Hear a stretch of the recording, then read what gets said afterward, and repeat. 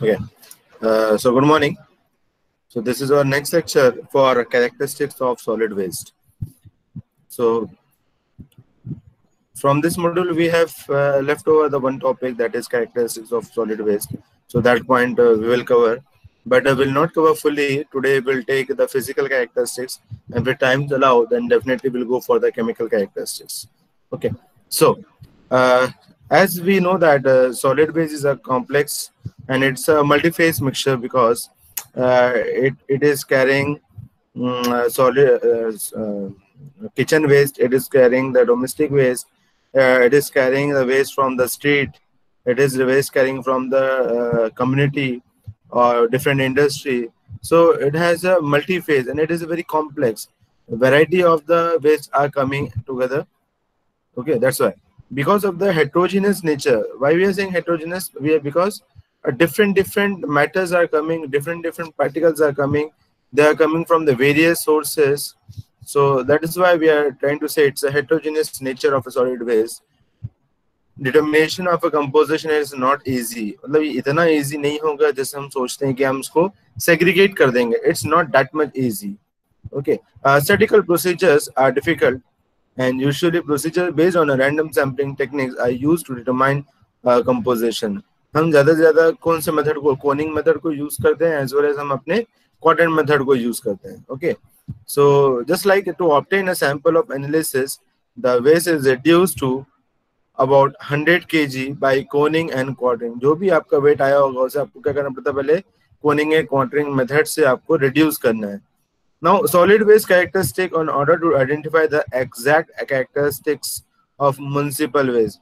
अब उसमें से ये exact characteristics को हमें निकालना है. ठीक है.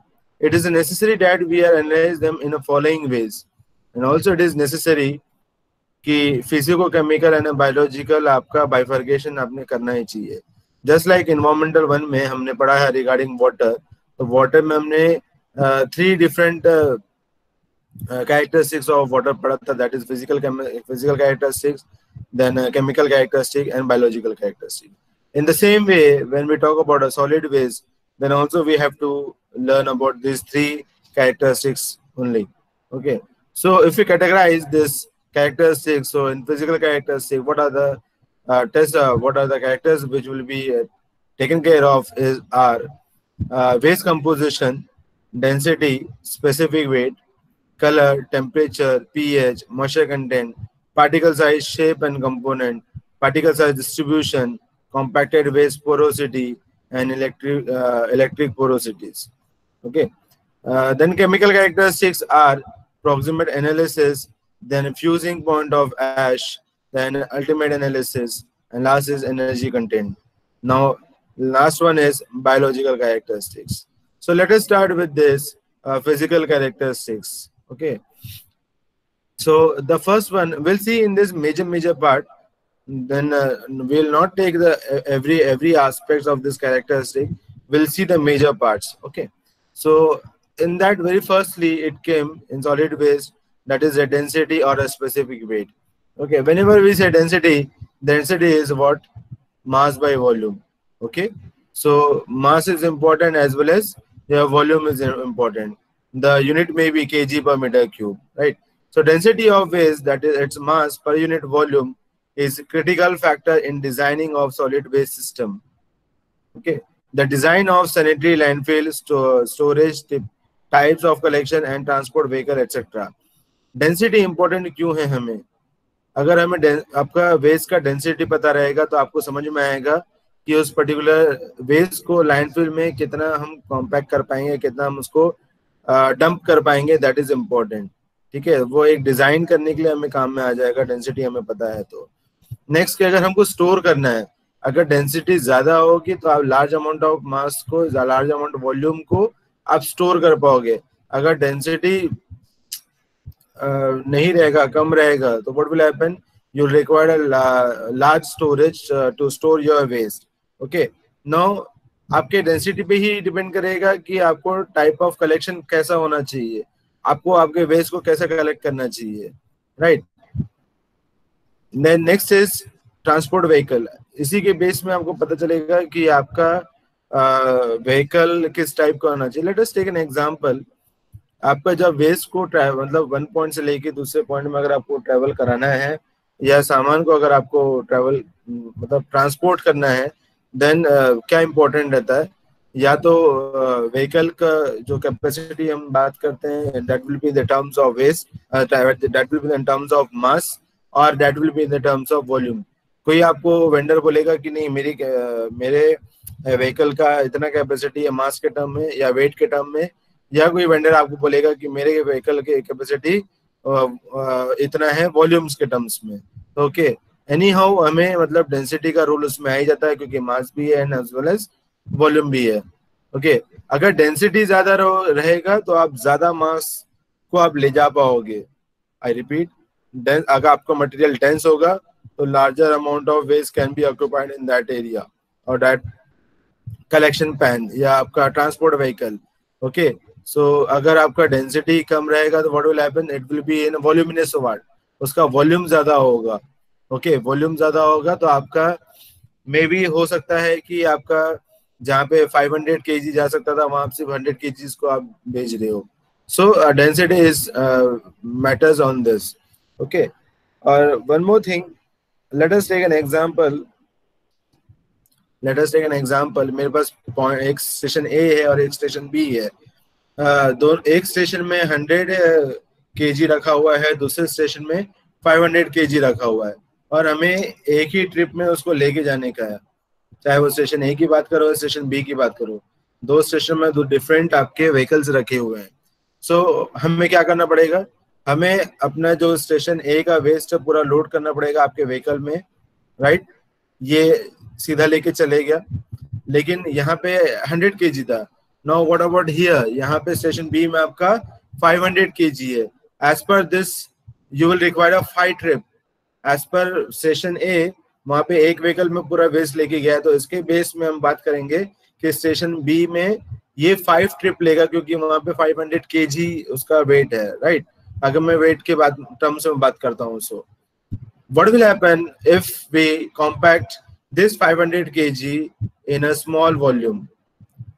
मैं ये कह रहा हूँ कि हमारा ये जो 500 kg है, अगर इसको हम स्मॉल वॉल्यूम में कॉम्पैक्ट कर लेंगे तो instead of giving 5 times trip will send our whatever the waste is there will send in the one trip। Okay, यहाँ क्या होगा, यहाँ आपका वॉल्यूम ज्यादा है, यहाँ पे हमने क्या किया, वॉल्यूम को हमने रिड्यूस किया, उसको कॉम्पैक्ट किया। कॉम्पैक्ट करने से वॉल्यूम रिड्यूस हो गया, मास वो जो ट्रक है हमारा 500 केजी आराम से ले जा सकता था, तो उसने उतना ले गया। यहाँ स्टेशन ए में भी 500 की कैपेसिटी थी, लेकिन वो कितना वेस्ट लेके गया, दैट इज ओनली 100 केजी। क्यों? क्योंकि ये कॉम्पैक्ट नहीं था, ये आपका डेंस नहीं था, that's why. So this is the difference why density is very very important in this things. To explain an efficient operation, a landfill demands compaction of waste to optimum density। As I just explained कि यहाँ पे मैं आपको बताया station ए और station B के बारे में बात बताया। आपके स्टेशन ए में भी आपका ट्रक खड़ा है, बी में भी ट्रक खड़ा है, इसका कैपेसिटी 500 केजी है, इस व्हीकल का भी कैपेसिटी 500 केजी है, बट व्हाट इज हैपनिंग, ये स्टेशन ए से सिर्फ और सिर्फ 100 केजी को लेके जा रहा है, वेयर एज स्टेशन बी से उसको अगर इसके कंपेरिजन करते तो ये 5 ट्रिप लगता था, लेकिन हमने क्या किया, उसको कॉम्पैक्ट किया। ओके, स्टेशन बी में से हमने क्या किया, कॉम्पैक्ट किया। उस कॉम्पैक्शन की वजह से 5 ट्रिप न लग के वो क्या होगा, सिर्फ 1 ट्रिप में पूरा का पूरा वेस्ट को ले जा सकता है। So that's why any normal compaction equipment can be achieve reduction in a volume of a waste by 75%, which increases the initial density of 100 kg per meter cube to 400 kg per meter cube, right? Next is because the density of a solid waste vary markedly with the geographical location, season of the year, the length of time is storage, and great care should be used in selecting typical values। आपको क्या बोल रहा है कि density of a solid waste varies, किस basis में vary करेगा, ये डेंसिटी आपका वेरी करेगा आपका जियोग्राफिक लोकेशंस में। It will be vary season to season throughout the year. Then the length of time in storage, आप अपने वेस्ट को कितना स्टोर कर रहे हैं ये उसमें भी डिपेंड करेगा। And what care should be used in selecting typical values. Okay, तो ये 4 पॉइंट्स में आपका जो सॉलिड वेस्ट उसकी डेंसिटी डिपेंड करेगा। Now municipal solid waste as delivered in a compaction vehicle have been found a very typical value of about 300 kg per meter cube. ठीक है, अगर आप कोई भी मतलब आपका जो नॉर्मल ट्रक है उसमें अगर आपका वेस्ट कॉम्पैक्ट करोगे then it can see in an average that you can carry approximately 300 kg per meter cube. ये आपको डेंसिटी कहलाएगा. In other words, a waste collection vehicle can haul 4 times the weight of waste. I repeat, in other words, the waste collection vehicle can haul 4 times the weight of waste in its compacted state than its uncompacted state. आप देखो उसका वो efficiency बढ़ा दे रहा है, right? तो जिसके कारण उसका हॉलिंग कैपेसिटी भी आपका ये ठीक रहेगा. A high initial density of waste precludes the achievement of a high compaction ratio, and the compaction ratio achieved is no greater than 1.5:1. Okay, so here I'm showing this typical value of the density in kg per meter cube. You can see in this. These are the different sources. In sources as well, what are the ways that is also included, as well as you can see this a range of density, how it should be, and what is the typical range or what is the typical value of a density. Just like we'll go for a residential uncompacted, then if we talk about the rubbish, then the range will be like 150 to 300 kg per meter cube, but the typical value says it's a 130 kg per meter cube. If we talk about a garden and trimming, then density may be 100 to 250 kg per meter cube, but typical value says it should be 100. If we talk about ash, then it's 1100 to 1400 kg per meter cube, but typical value is 750 kg per meter cube. Same way in a residential, if what we do, what will happen if we compacted that, then in a compacted truck, अगर हम compacted truck की बात करते हैं, so compact करने के बाद then it will be 300 to 750 kg per meter cube. So the typical value is 300 kg per meter cube. If we talk about in landfill, which is normally compacted, मतलब दो तरीके से हम compact करते हैं, जिसमें कम एनर्जी से हम compact करेंगे, that is a normal compaction, और जहाँ पे हम बहुत ज्यादा piston लगा के हम full compaction दे रहे हैं, so that will be called as well compacted. Okay, if we talk about a normal compacted, the density range should be 600 to 850, and the typical value will be 450 kg per meter cube. If we talk about for landfill in a well compacted manner, so the value should be the range of density should be 1000 to 12500, and the typical range must be 600 kg per meter cube. Then again residential after processing, ठीक है, ये है आपका after processing. So build, so that will be 1000 to 1800 kg per meter cube, that will be range, and typical value is 700. What will happen if you shaded and if it is uncompacted? आपका जो भी material है, जो भी आपका waste आ रहा है, उसे आपने शेड किया मशीन से, शेडेड मशीन से आपने उसको छोटे छोटे पार्टिकल्स में डिवाइड कर लिया, लेकिन हमने क्या किया, उसे कॉम्पैक्ट नहीं किया है. So what will be a density range? That will be 200 to 450 kg per meter cube, and the typical value will be 200 kg per meter cube. But उसी shaded को अगर आपने compact किया, then you can see drastically the value gets changed. यहाँ पहले 200 था, you can see उसी को अगर हम compact करते हैं तो आपका जो density range हो जाता है, that is 1100 to 1800 kg per meter cube, as well as the typical value may increases, so it will be 750 kg per meter cube. Now let us talk about, this is all about the residential. Let us talk about the commercial industries. What will happen if we say about uncompacted? तो क्या होगा? Then if we talk about food waste, that will be in a wet condition, यानी आपका गीला कचरा, गीला आपका जो आपका kitchen waste generally wet food waste के अंदर में आता है, किचन वेस्ट आपका. So that will be 800 to 1600 kg per meter cube. That is a range, typical that is a range. Now the typical value is 550 kg per meter cube. Now combustion rubbish. Combustion rubbish, the range is 80 to 300 kg per meter cube, but the typical value says it's 120 kg per meter cube. Then non-combustible rubbish, 300 to 600 kg per meter cube, but typical value says 300 kg per meter cube. Why this range and typical value are given there? अगर आपका जो waste collect हो रहा है तो उसमें कितने range में वो हो रहा है वो हमें देखना पड़ता है. अगर आपका रबिश वैल्यू 150 से 300 kg पर मीटर क्यूब में अगर आपका आ रहा है, then this will be your design value. Typical value का मतलब क्या है कि जब आप किसी चीज को डिजाइन करते हैं तो आपने कितना वैल्यू को कंसिडर करना चाहिए, that is known as typical value. Sir अगर आपका रबिश 150 से 300 kg पर मीटर क्यूब में है तो आपने एक उसके लिए कुछ अगर आपको डिजाइन करना है, then you can simply take 130 kg per meter cube. Similarly, if it is non-combustible rubbish, तो जैसे आपका रेंज बोला है 300 से 600 kg per meter cube, लेकिन अगर आपको डिजाइन करना पड़ेगा तो you have to take only one value, and then that one value can be a 300 kg per meter cube. So next very important is the moisture content. So why moisture content is increases? This was a phase before I guess 5 to 6 years back. There was a practice that कि हमारा जो घर का waste था, हमारा जो घर का कचरा था, वो सिर्फ एक ही कंटेनर में हम उसको कैरी करते थे. Before 5 to 6 years, new practice came that we have to segregate our waste. आपको गीला कचरा अलग करना है और आपको सूखा कचरा अलग करना है. Why it is important, ऐसा करने का जरूरत क्या था, ये मॉइस्चर से हमें क्या फर्क पड़ने वाला है, ये हमें जानना था और हमने क्या किया, उसको सेग्रीगेट करना शुरू कर दिया. Now just imagine, I am just taking an example of cotton. If you take 1 gram of cotton, okay, उसका जो वेट है वो 1 ग्राम है. Let us add some water, let us add some moisture. Now again take a weight, then what will happen? वो आपका जो 1 ग्राम वाला cotton था वो 1 ग्राम नहीं रहेगा, it will B 1 gram plus. क्योंकि प्लस क्या हो गया, आपको जो वेट ऑफ वाटर था वो भी उसमें आ जाएगा. तो क्या हो गया, मॉइस्चर के कारण उसका वेट बढ़ गया. नाउ जस्ट इमेजिन, अगर उसका वेट बढ़ गया, सो हम डेंसिटी की अगर बात करते हैं तो density is mass by volume.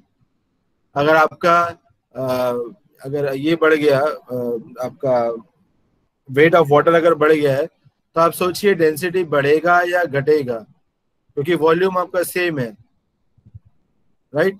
Volume आपका सेम है, वॉल्यूम चेंज नहीं होगा. Sorry, there may be a delta change in the volume, but yes, of course, that it may affect a lot in the terms of density. Okay, this is the one part which may be your influence your economic cost, which may influence your processing cost, or which may cause your handling cost. So ये आपके costings को बढ़ा देता है आपका moisture. Same way अगर आपका सूखा कचरा है तो उसे आप आसानी से ट्रीट कर सकते हो.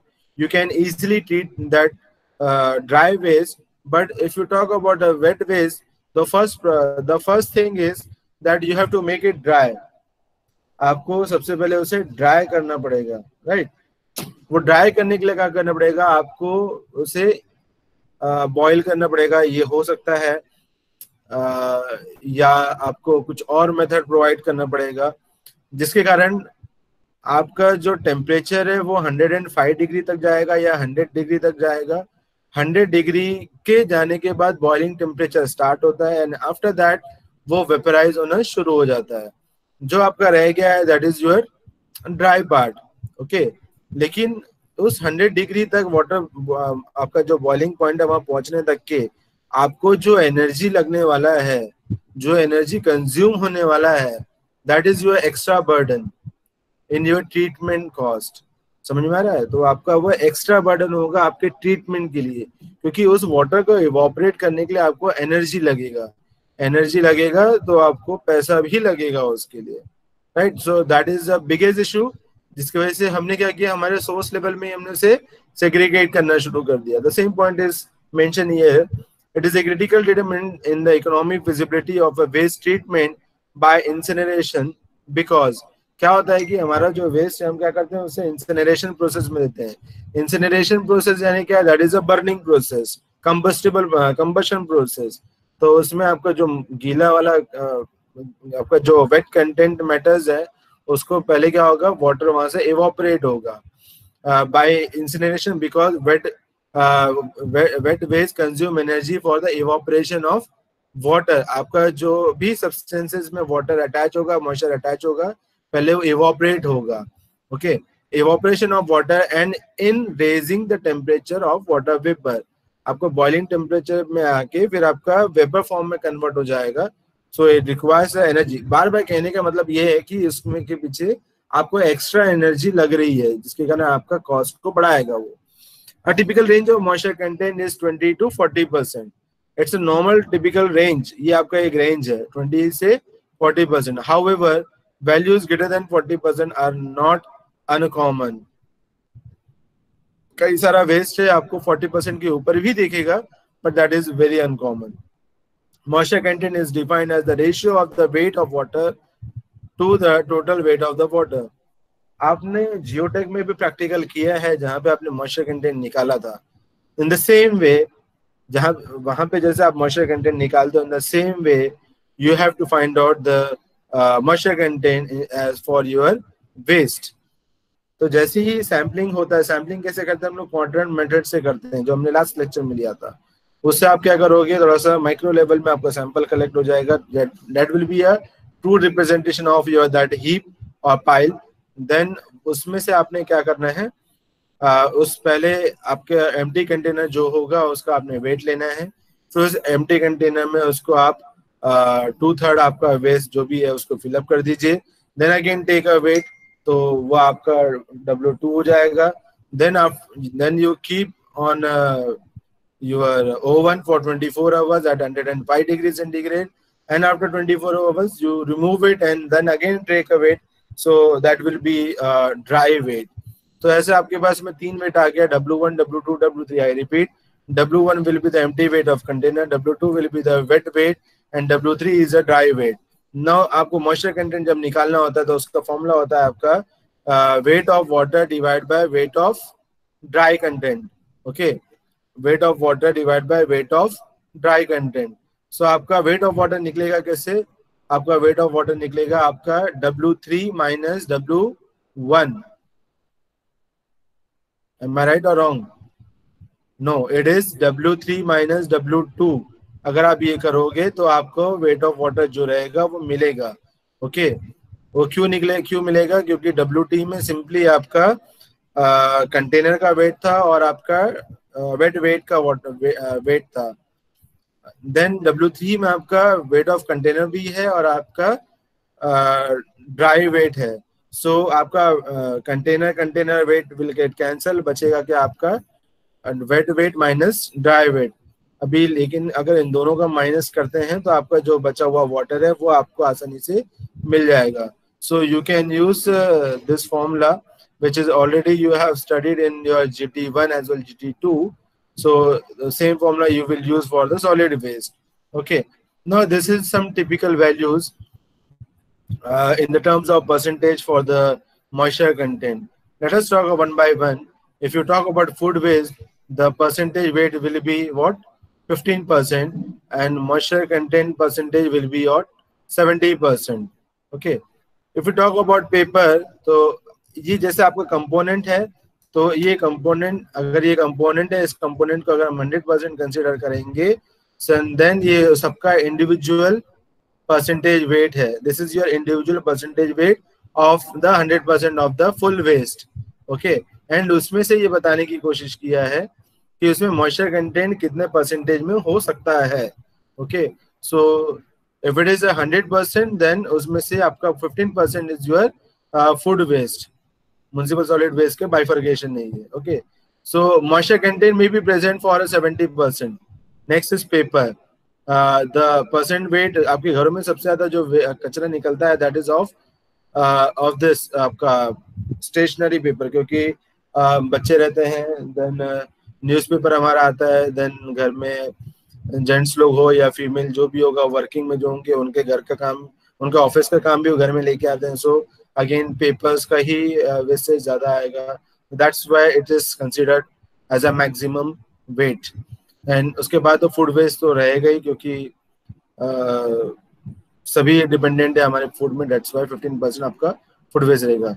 If suppose we talk about a percent weight, so 40%, but moisture content में आप देखिए ये आपका 6% है।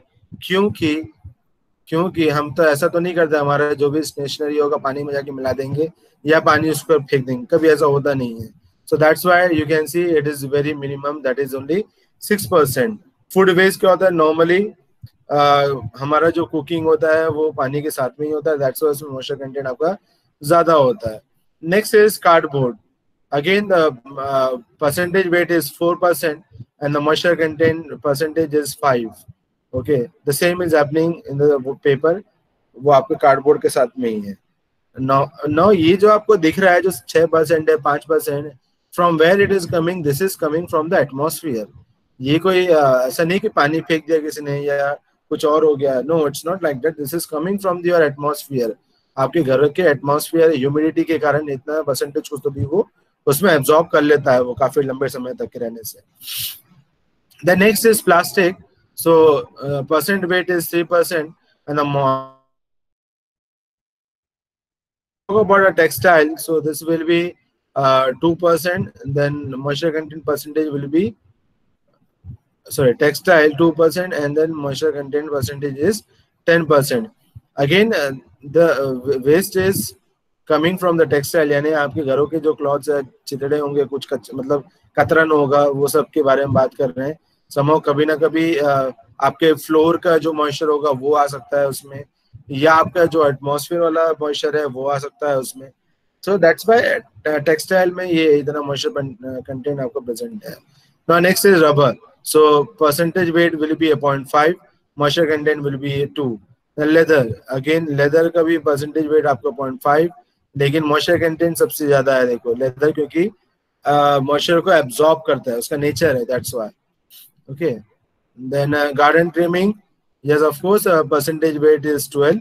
एंड गार्डनिंग हम जब भी करते हैं तो वाटर तो हम लोग डालते ही डालते हैं, जिसके कारण आप देखिए मॉइस्चर कंटेंट 60% है, ये काफी हाई अमाउंट में। जैसे आपका फूड वेस्ट है वैसे ही आपका गार्डन ट्रिमिंग भी आपका हायर साइड में, इतना परसेंटेज वो मॉइस्चर उसमें प्रेजेंट हो सकता है। If you talk about wood then yes of course percentage weight कम है, लेकिन that also absorbing water from your surrounding, so that may come there. Glass तो percentage weight is 8 and moisture content percentage is 2। The tin and cans percentage weight is 6 and moisture content percentage is 2. Then non ferrous metal की बात करेंगे तो उसमें भी percentage wait utilisation कम है, इन सब ये मेटल्स वगैरह का यूटिलाइजेशन कम ही है, सो उसका परसेंटेज भी कम है और उसका मॉइस्चर कंटेंट भी कम रहेगा। देन फेरस मेटल की बात करें तो परसेंटेज वेट आपका 2 है एंड मॉइस्चर कंटेंट परसेंटेज 3 है। Then dirt, ashes, brick etcetera, तो same percentage weight is 4% and moisture content percentage is 8। आप जो ये देखते हैं कि यहाँ पे कुछ ना कुछ यहाँ पे मॉइस्चर कंटेंट मिल रहा है, ये इसलिए हो रहा है कि हो सकता है कि आपके फ्लोर में कुछ ना कुछ वाटर एब्जॉर्ब होगा या वाटर लॉक्ड होगा, या आपके एटमॉस्फेयर में वाटर अवेलेबल है जिसके कारण वो एब्जॉर्ब, आपका जो मटेरियल है वो वाटर को एब्जॉर्ब कर ले रहा है, मॉइस्चर को एब्जॉर्ब कर ले रहा है, तो कुछ ना कुछ अमाउंट में हमको वहाँ पे मॉइस्चर कंटेंट मिल रहा है। Now again I am having this data where the components are given in this food waste, paper, cardboard, plastic, garden trimming, wood, tins and total. This में ask you in America लेंगे तो जहाँ पे ये question इसी तरीके से आपको दिया रहता है कि कंपोनेंट क्या है, परसेंटेज बाय मास क्या रहेगा, देन मॉइस्चर कंटेंट उसको कितना है और आपका ड्राई मास केजी कितना है। ओके, सो ये हमेशा दिया रहेगा, but this is the typical value which I am showing here, that component दिया है परसेंट बाय मास। आप देखोगे तो लिटिल बिट सेम है पिछले की जैसे, यहाँ 45 दिया हुआ है बिकॉज ये किसी दूसरी इंडस्ट्री का डेटा है या दूसरे लोकेशन का डेटा है, जिसकी वजह से ये आपका थोड़ा बहुत परसेंटेज बाय जो आपका मास है वो वेरी आपका कर सकता है। Okay, moisture content, if you see this then this will be almost same as what I am showing here।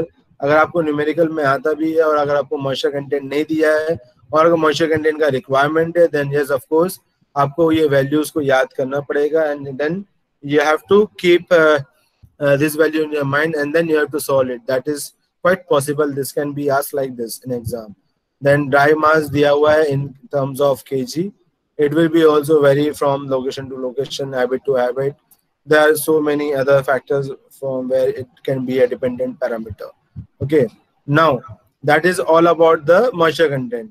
Now let us see for the size, particle size. हमने देखा कि हमारा जो भी वेस्ट आता है, जो भी हमने वेस्ट कलेक्ट किया है, then what we are trying to do, we are collecting and we are converting into a small fraction particles. अब उसे छोटे छोटे पार्टिकल्स में आपको डिवाइड कर दोगे, तो जब हम पार्टिकल साइज बोलते हैं तो उसको डायमेंशन आ जाएगा. डायमेंशन में be your height, your length, your weight, ये उसके डायमेंशन हो गए. और उसको अगर हाइट, लेंथ, वेट अगर है, यस ऑफ कोर्स उसको शेप भी होगा. Okay, whether it may be a regular, whether it may be a non regular, but उसको शेप जरूर होगा. साइज है तो उसको शेप भी होना मस्ट है.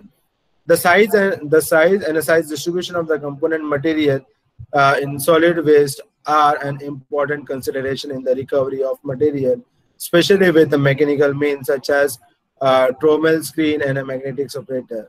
Why size is important? हमें ये इसकी जरूरत क्यों पड़ रही है? इसको शेडिंग करके छोटे छोटे पार्टिकल्स में डिवाइड करके आपको क्या मिल जाएगा? अगर आप उसको छोटे छोटे पार्ट्स में डिवाइड कर दोगे एंड अगर आप उसको किसी सीव के थ्रू पास कराओगे, देन यू कैन स्क्रीनिंग अगर करोगे, then you can easily divide your particles based on the sizes. I repeat, based on the sizes. और उसको जहां आपको रियूज करना है, जहां रिसाइकल करना है, आप वो सब चीजें उसमें आराम से कर सकते हो. ठीक है. Measurement of a size distribution of particles in a waste stream is important because of its significance in the design of mechanical separators and shredders. Generally, the result of a size distribution analysis are expressed in the manner under for a soil practice analysis. ये और भी important इसलिए हो जाता है क्योंकि जब हम लैंडफिल में जाते हैं तो जब हम कॉम्पैक्ट करेंगे तो अगर छोटा छोटा पार्टिकल रहा, अगर स्मॉल फ्रैक्शन पार्टिकल्स रहा, तो हमें कॉम्पैक्शन में भी इजी हो जाएगा. So that's why we are trying कि मतलब उसे छोटे से छोटा करें.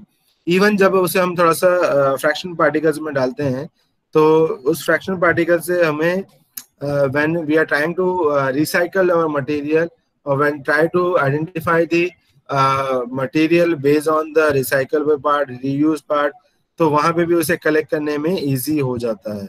So that's why we are trying to do and we are fraction that particle size in mm.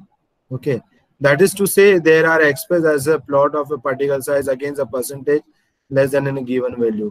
अगर आपको particle size निकालना है, so what will the formula for this? Like SC means size of component in mm. तो आप देखिए SC is equals to L बोला है, where L is the length.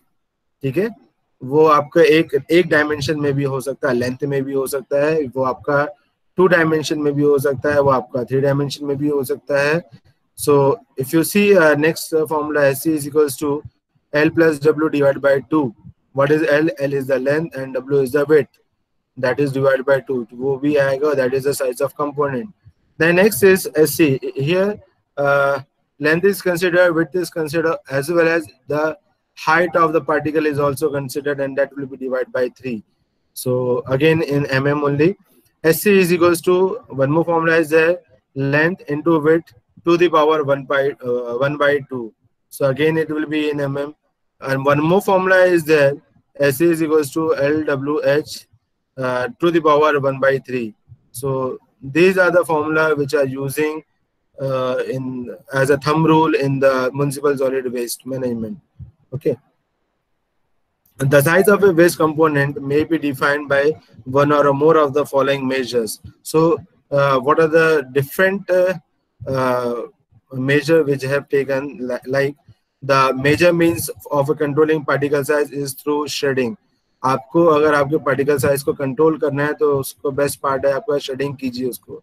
Shading increases the homogeneity, increases the surface area, volume ratio, surface area by volume ratio, and reduces the potential for a preferential liquid flow path through the waste. अगर देखो यहाँ पे हम बार बार बात कर रहे हैं landfill की, मैंने बात किया यहाँ पे पहले ही स्लाइड में.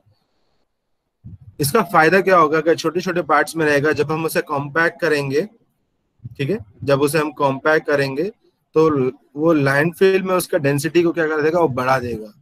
अगर डेंसिटी को बढ़ा दे रहा है, I am just going to in the geotech part. Density बढ़ा देना इन द सेंस क्या होता है कि we are reducing our voids, we are reducing our void ratio. Okay, I don't know are you understanding और not, but this is the factual part कि जैसे geotech में हमने पढ़ा है कि अगर हम कॉम्पैक्शन करते हैं तो हमारे वॉइड रेशियो को हम लोग क्या कर देते हैं, ई की जो वैल्यू है उसे हम लोग क्या कर देते हैं, रिड्यूस कर देते हैं। व्हेन वी से it's loosely packed and it's closely packed, जब हमारा वॉइड रेशियो की वैल्यू ज्यादा रहेगी, इसका मतलब क्या है कि वहां पे पैकेट ज्यादा बने हैं। अगर पैकेट ज्यादा बने हैं तो मतलब क्या रहेगा, डेंसिटी उसकी कम है, वो लूजली पैक्ड है। अगर लूजली पैक्ड है, डेंसिटी कम है, तो what will happen in the terms of hydraulic, क्या होगा, अगर वाटर पास करना रहेगा तो उसकी परमेबिलिटी आपकी ज्यादा रहेगी। हमने जियोटेक में परमेबिलिटी भी पढ़ा था। So one of the factor is your void ratio, formula भी उसमें अवेलेबल है।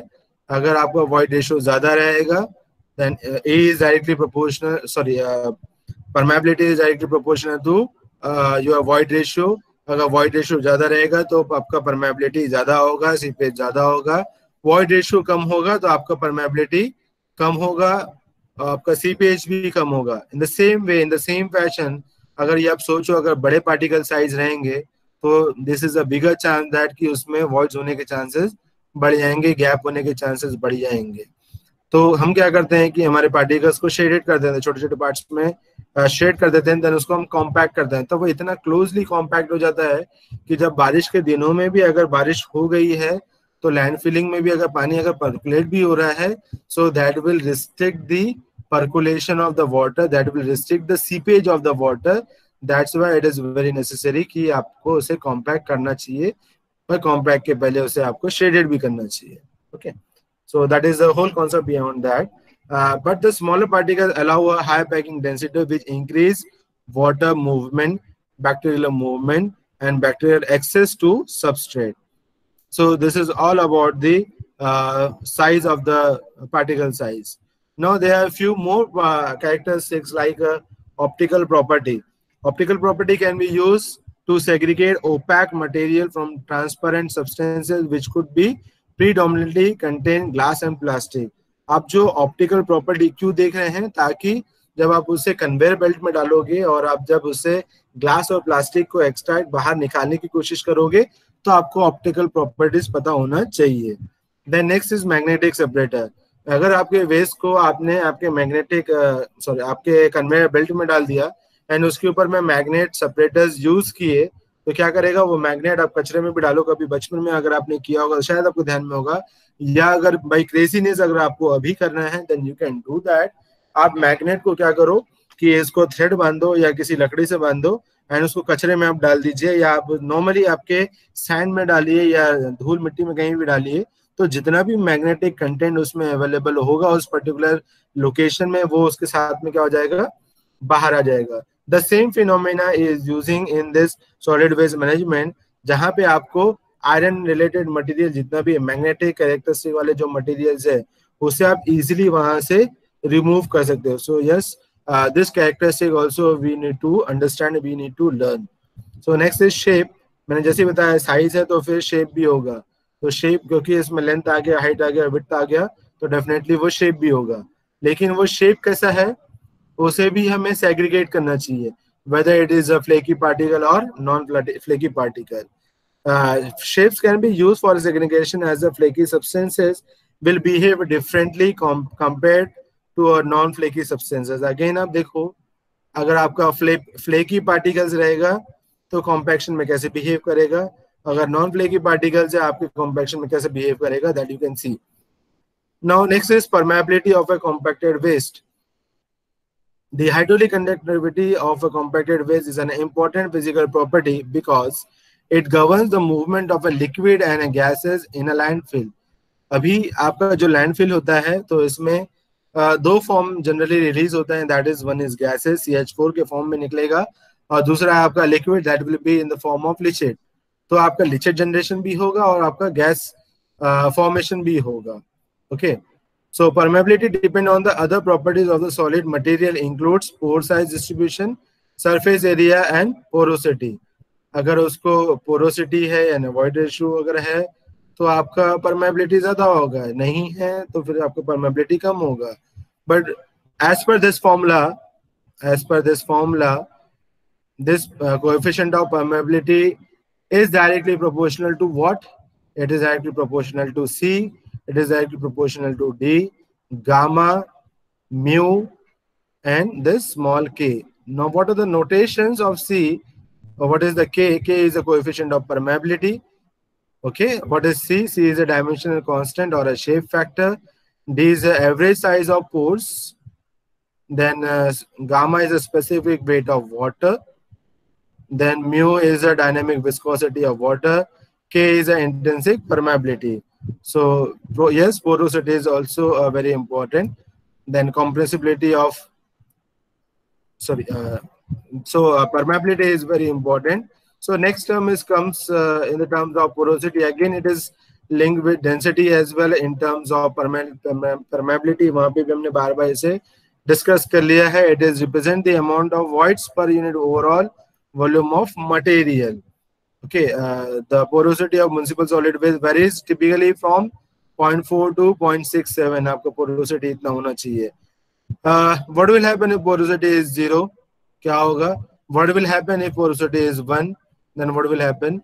तो अगर porosity ज़्यादा रहेगा, so it may have accumulation of air as well as water. So वो आपके waste को और ज़्यादा problem दे सकता है.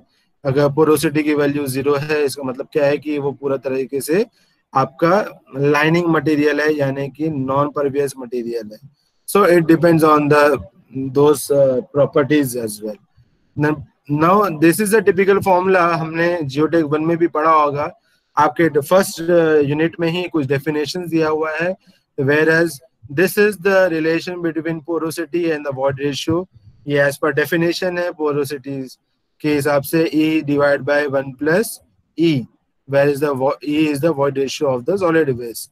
Now, continuing to above this, next is the compressibility of municipal solid waste. मतलब कितने डिग्री तक उसे आप compress करोगे आपके solid waste को, वो आप देख सकते हो. तो the typical formula here we are having is delta HT is equals to delta HI plus delta HC plus delta H alpha, where delta H T is total settlement, यानी आपका कितना कंप्रेस हो चुका है. आपने ये सेटलमेंट वाला जो टर्म है कॉम्पैक्शन एंड कंसोलिडेशन वाले पार्ट में आपने ये पढ़ा होगा. रिमेंबर जियोटेक में ये है, मोस्ट प्रोबेबली आई थिंक ये जियोटेक 2 में आना चाहिए. वेयरएज कॉम्पैक्शन एंड कंसोलिडेशन का टॉपिक है उसमें, और वहां पे ये आपको फॉर्मूला भी दिया हुआ है. Delta H T is your total settlement. पहले वो एक्स पोजिशन में था, फिर वो एक्स डैश पोजिशन में आ गया. Now H I is what? It is a immediate settlement. जब आपका लोड आया और जितना सेटलमेंट हो गया वो उसको हम बोलते हैं आपका इमीडिएट सेटलमेंट, डायनामिक लोड के कारण. Now H C is what? This is a consolidation settlement, यानी आपका जब स्टैटिक लोड उसके ऊपर एक्ट हो ही रहा है तो क्या होता है, that is known as consolidation. I repeat, total settlement is a compaction plus consolidation. Compaction is happening just because of the dynamic loading, where only air is removing or expelling, only air is removed, and in the consolidation, static load is applied for a long time. Then expulsion of the water happens. That is known as a consolidation of this consolidation settlement. So that is delta HI and delta HC. Now delta H alpha is a secondary compression or a creep. Even though consolidation हो गया, उसके बाद भी और कुछ 15 सालों बाद भी हमें देखने मिलता है कि उसके बाद भी आपका जो सॉइल है वो compress होते जा रहा है. Same is happening in this landfill also. कुछ सालों बाद आप देखो कि वो landfill का जो height है वो reduce होते जाएगा.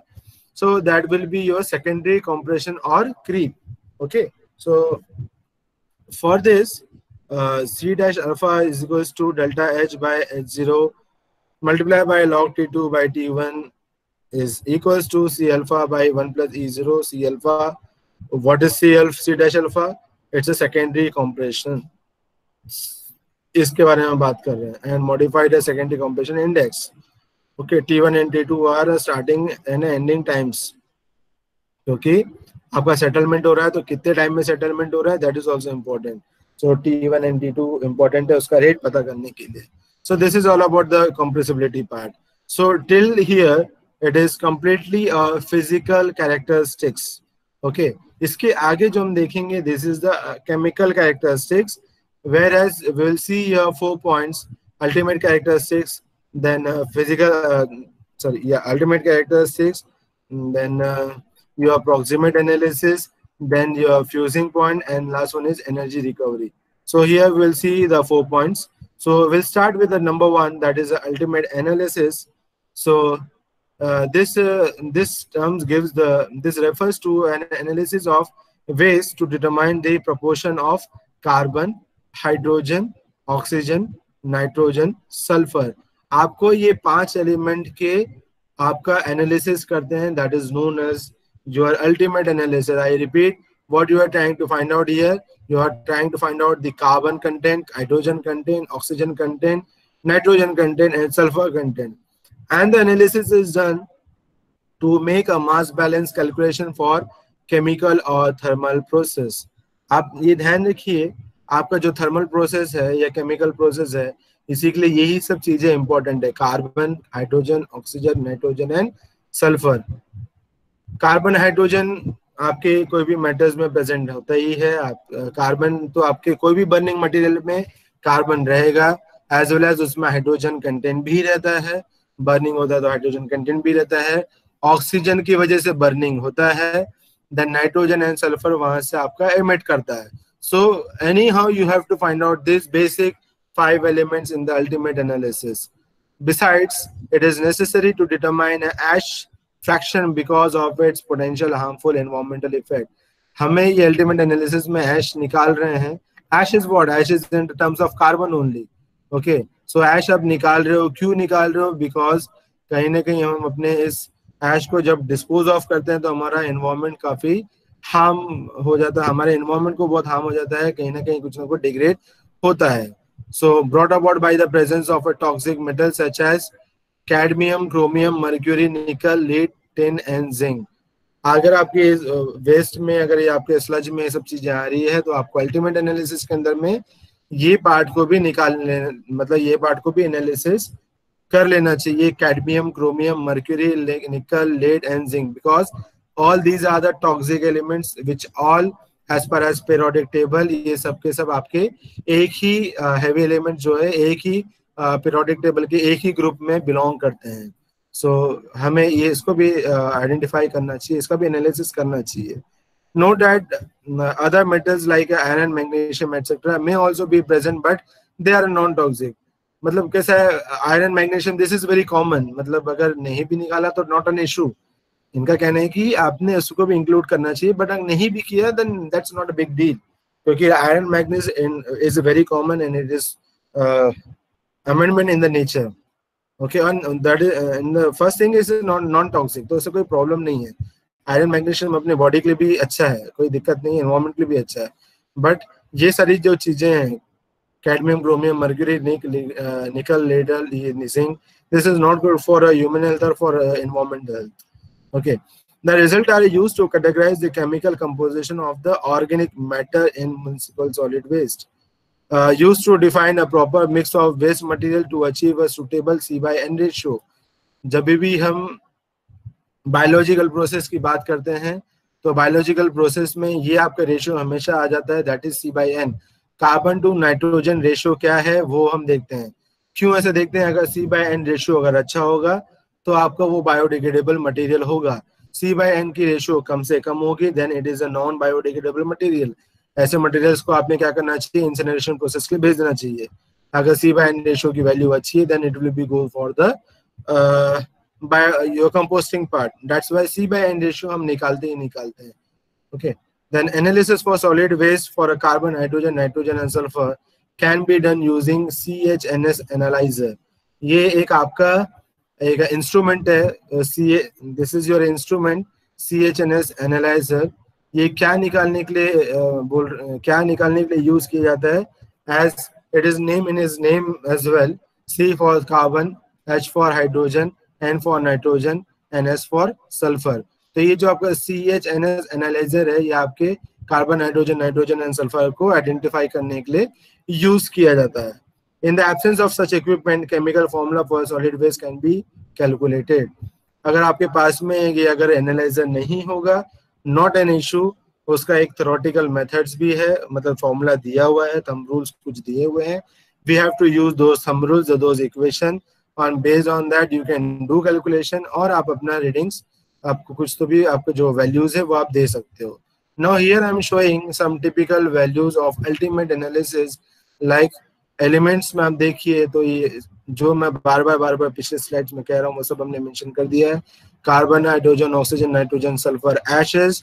Now this is the typical range in dry wait condition. I repeat, this is in the dry wait condition. So carbon का जो परसेंटेज होगा, कॉम्बिनेशन होगा, तो कितना होगा? That will B 25 to 30%. Then hydrogen will be 2.5 to 6%. Oxygen will be 15 to 30%. Nitrogen will be 0.25 to 1.2%. Then sulfur will be 0.02 to 0.12%. And ash will be 12 to 13%. So this is a typical range for ultimate analysis. Now next is a proximate analysis. Proximate analysis of a waste aim to determine a moisture, volatile metal, ash and fixed carbon. आप यहाँ देखिए ultimate analysis में आप क्या निकाल रहे हो? Carbon, hydrogen, oxygen, nitrogen, sulphur and ash. आपका ये अल्टीमेट एनालिसिस में निकाल रहे हो. वेयर एज जब हम प्रॉक्सिमेट की बात कर रहे हैं तो आपको क्या बातों में ध्यान देना है? You have to find out the moisture content in first priority, volatile matter in second priority, then ash can be there and fix carbon will be there. अब यहाँ पे कार्बन है, यहाँ पे हम फिक्स कार्बन है. कार्बन को भी आप दो पार्ट में आप डिवाइड कर सकते हो.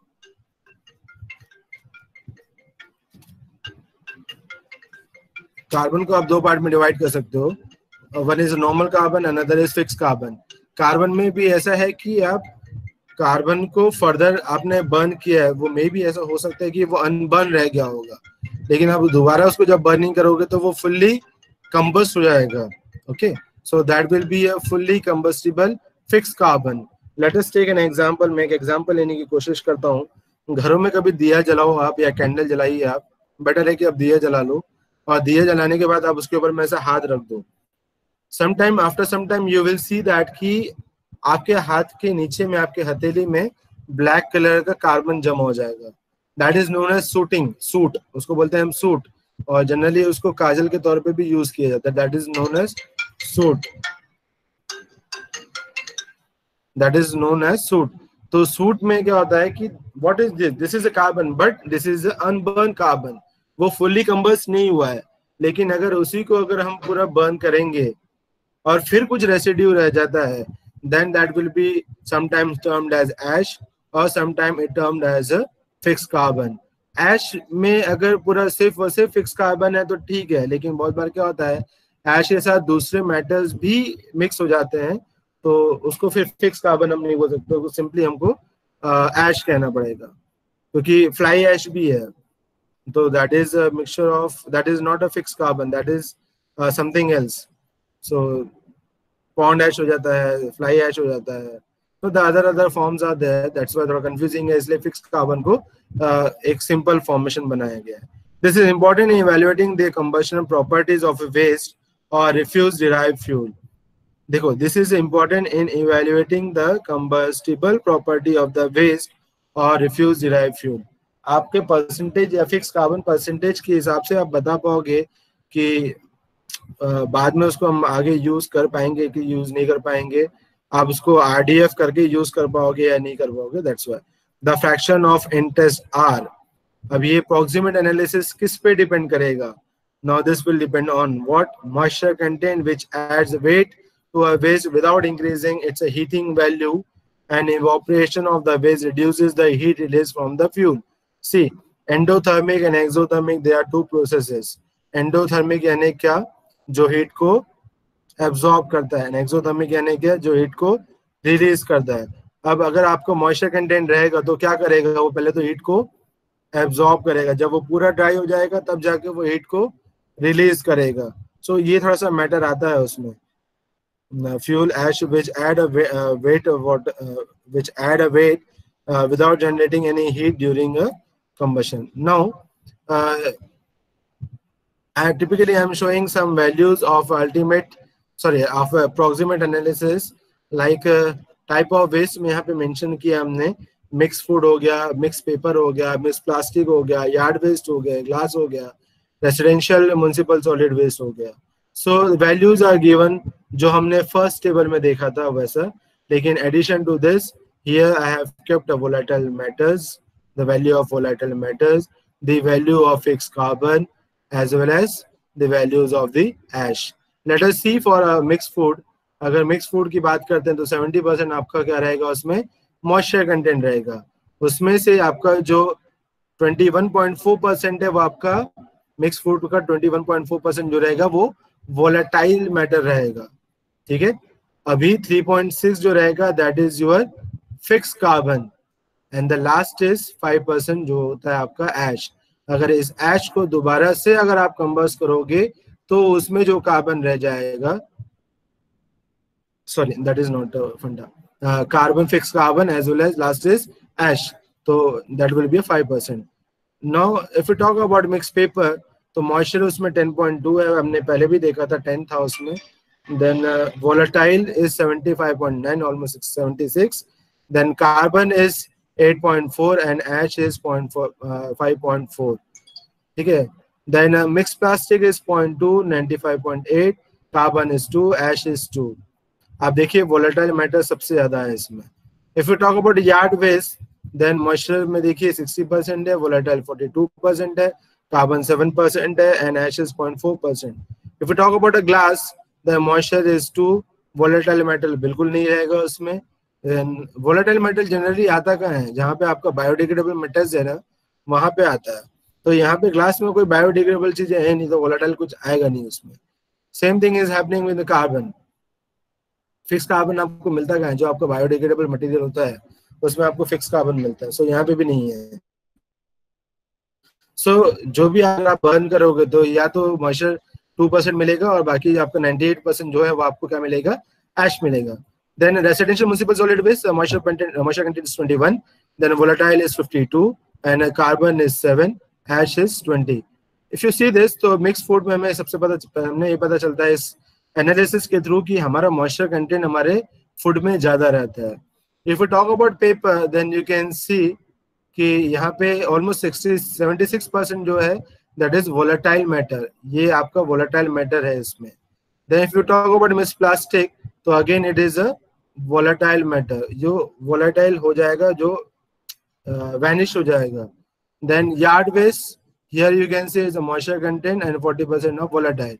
ग्लास आपको पूरा ऐश के फॉर्म में है। सो कहने का मतलब क्या है कि इसके बेसिस में प्रॉक्सिमेट एनालिसिस के बेसिस में हमें मॉइस्चर, वोलेटाइल, कार्बन और ऐश हमें पता चलेगा। ठीक है, तो अगर वैल्यू इसकी अगर मॉइस्चर कंटेंट की ज्यादा आती है, जैसे मिक्स फूड है इसमें मॉइस्चर कंटेंट ज्यादा है, तो सबसे पहले आपका क्या काम रहेगा कि आपको उसे ड्राई करना है। ऐसे वेस्ट को आपको ड्राई करना है, आपको वैल्यू से ही आइडेंटिफाई करना पड़ेगा। देन वोलेटाइल है तो आप उससे क्या कर सकते हो, आप उसे कंपोस्टिंग पार्ट के लिए भेज सकते हो। You can use as a composting, but this is not a good practice for land filling. ठीक है, वैसे ही आपका मिक्स्ड पेपर है तो आप देखिए मॉइस्चर कम है लेकिन वोलेटाइल ज्यादा है, कार्बन कंटेंट भी कम है, ऐश कंटेंट भी कम है। तो हम क्या कर सकते हैं, इसे हम लोग फिर से कंपोस्टिंग मेथड के लिए हम यूज कर सकते हैं। ठीक है, देन मिक्स प्लास्टिक की अगर मैं बात करूं तो इसे हम रीयूज कर सकते हैं क्योंकि ये वोलेटाइल है। ठीक है, कंपोस्टिंग में तो हम यूज नहीं करेंगे लेकिन इसे हम लोग रीयूज कर सकते हैं, रिसाइकल कर सकते हैं, इससे कुछ ना कुछ हम रिकवरी कर सकते हैं। If you talk about yard waste then moisture content भी ज्यादा है, वोलेटाइल भी ज्यादा है, तो हम इसे instead of land filling we can reuse in and we can recycle it, that can be done. Now here you can see glass है, तो ग्लास में instead of land filling we can recycle it, हम इसको कुछ नए form में आप इसे कन्वर्ट कर सकते हो। Then residential municipal solid waste, तो यहाँ पे मॉइस्चर देखिए 21% है, तो इसका मतलब यही है कि आपको इसको फर्स्ट इनिशियल ट्रीट देना पड़ेगा, देन वोलेटाइल है, फिर आप उसे प्रोसेस करके जो बचा कुचा है, जरूरत पड़ा तो डंपिंग के लिए आप लैंडफिल ले जा सकते हो, या उसे कुछ ना कुछ उससे रिकवरी आप कर सकते हो। सो कहने का मतलब है कि इसमें से आप अपना क्या हमें ट्रीटमेंट को प्रोवाइड करना चाहिए वो आप डिसाइड कर सकते हो। Fix carbon which represent the carbon remaining on the surface grades as a charcoal. I repeat, आपको फिक्स कार्बन किसको बोलते हैं कि जो आपका आपके जो इंसिनेटर ग्रेड्स होते हैं, जो प्लेटफॉर्म होता है उसमें जो आपका वेस्ट रह जाएगा उसको हम लोग फिक्स कार्बन बोलेंगे। Waste or a fuel with a high proportion of a fixed carbon require a longer retention time on the furnace grades to achieve a complete combustion than a waste or a fuel with the low proportion of the fixed carbon। जब हम incinerator की बात करते हैं तो यहाँ पे fully combustion की बात करते हैं। ओके, जब फुल्ली कंबशन हो जाएगा जो आपका रेसिड्यू हो गया, that is your fix carbon. Now, proximate analysis for the combustible component of municipal solid waste includes the following tests। कौन से टेस्ट है? First is loss of moisture. Loss of moisture कैसे करोगे? 105 डिग्री सेंटीग्रेड में रखो, लेकिन 1 घंटे के लिए रखो प्रॉक्सिमेट एनालिसिस के लिए। देन वोलेटाइल कंबस्टिबल मैटर आपको निकालना है, कैसे करोगे? Additional loss of weight on the ignition at 950 degree centigrade. अब ये 950 डिग्री सेंटीग्रेड 105 डिग्री सेंटीग्रेड तो आप ओवन में दे सकते हो, but you can not provide this much amount of energy, this much amount of heat in the oven, so you require a muffle furnace। तो ये volatile combustion matter के लिए आपको muffle furnace को यूज करना पड़ेगा in a closed crucible। That is additional loss on ignition at 1050 degree centigrade. Then fixed carbon की अगर बात करते हैं, अगर fixed carbon हमें निकालना है तो हमें क्या करना पड़ेगा? Combustible residue left after volatile matter is recovered, that is residue after burning। burning के बाद जो भी कुछ रह गया है that is known as आपका fixed carbon। Now last one is ash। So weight of residue after combustion in an open crucible। See, यहाँ आपका closed crucible है, muffle furnace में हमने इसको burn किया, उसमें जो आपका residue रह गया तो उसको हमने बोला है fixed carbon। लेकिन आपने कोई चीज को अगर आपने openly burn किया है, फिर अगर आपका कुछ residue रह गया है, that is known as your ash। Now this is your second last point, that is the fusing point of ash। So the fusing point ash is defined as the temperature at which the ash resulting from the burning of waste will form a solid by fusion and agglomeration। क्या होता है कि जैसे आपने आपका कुछ material जो है आपने बर्न किया, तो जैसे ही वो बर्न करेगा उसका मेल्टिंग, सबसे पहले जैसे मैंने आयरन को मैंने अगर बर्न किया तो क्या होगा? उसके मेल्टिंग पॉइंट तक टेम्परेचर राइज करेगा and then that will be in the liquid form. लेकिन उसके आगे भी अगर हम जाते हैं उसके टेम्परेचर को क्रॉस करके, तो फिर वो धीरे धीरे क्या करेगा? वो सॉलिड फॉर्म, अगर उसको हम ठंडा करेंगे थोड़ा सा, तो फिर उससे छोटे छोटे सॉलिड फॉर्म में वो कन्वर्ट होना शुरू हो जाएगा। Like it will be in the clinkers form में वो कन्वर्ट हो जाएगा। कहने का मतलब क्या है कि वो एक दूसरे से फ्यूजन होना शुरू हो जाएगा एंड एग्लोमरेशन होना शुरू कर जाएगा। एक छोटा सा एग्जांपल आई विल टेल कि हम जैसे वेल्डिंग करते हैं तो welding is what? That is a fusion method, that is agglomeration method। तो same thing happen in this fusing point of ash। आपका जो ash है उसको अगर आपने muffle furnace में डाल दिया और थोड़ा सा लंबे टाइम पे रखा तो क्या होगा? That will be start melting, और मेल्ट होने के बाद धीरे धीरे वो जो एक एक पार्टिकल से वो एक दूसरे को इंटरलिंक होना शुरू करेंगे, वो फ्यूज होना शुरू करेंगे और वो बाद में क्लिंकर्स फॉर्मेशन में कन्वर्ट हो जाएंगे। Okay, so that is happening with the ashes. The next is typical fusing temperature for the formation of clinkers from solid waste ranges from 2000 to 2200 degree Fahrenheit. आप देखिए डिग्री मतलब 2000 to 2200 degree Fahrenheit को अगर हमने degree Celsius में convert किया, so it will be 1100 to 1200 degree centigrade. तो इतने टेम्परेचर में हमें उस ऐश को बर्न करना पड़ेगा। So that is only possible in the muffle furnace। Okay, so after this we have left over with the one type of this chemical waste, chemical characteristics। तो वो हम अपने नेक्स्ट लेक्चर में उसे कंप्लीट कर लेंगे, और नेक्स्ट लेक्चर में हम कुछ न्यूमेरिकल्स भी लेने की कोशिश करेंगे if time allows। then we'll definitely takes the definitely take the numericals also. Okay, so this is all about